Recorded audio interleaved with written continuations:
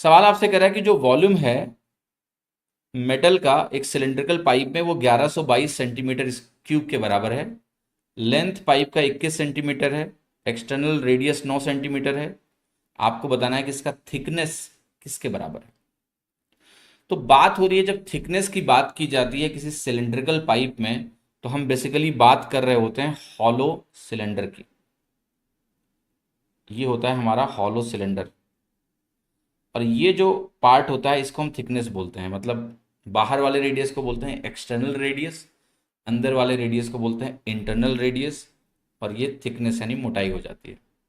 तो अंदर वाले रेडियस को स्मॉल आर और बाहर वाले रेडियस को अगर कैपिटल आर से व्यक्त करें तो जो थिकनेस होती है वो होती है आर माइनस आर। मुझे इस सवाल में आर यानी कैपिटल आर की वैल्यू 9 दी हुई है।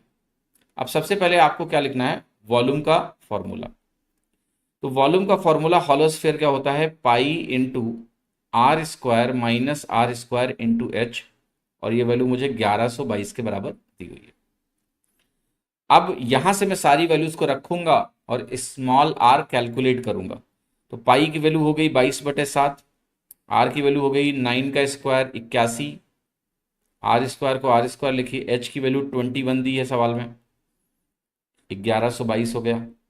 अब इसी को कैंसिल आउट करेंगे, 7 से काटेंगे 3 मिलेगा, 22 से काटिए तो 22 पंचे 110, 22 सेकेंड नंबर 22, 3 से काटिए ये हो गया 17। तो 81 माइनस आर स्क्वायर 17 हो गया, आर स्क्वायर की वैल्यू 64 हो गई, आर की वैल्यू 8 हो गई। अब थिकनेस जो है वो है आर माइनस आर, यानी 9 माइनस 8 यानी 1।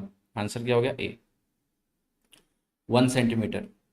क्लियर है, यस, समझ में आया। आगे चलें अगला सवाल। भाई कोई भी जनरल कमेंट जो है उसको मैं क्लास के अंत में लूंगा, प्लीज़ मुझे माफ़ करिएगा। अभी सिर्फ सवाल या उससे संबंधित बातें आप कर सकते हैं।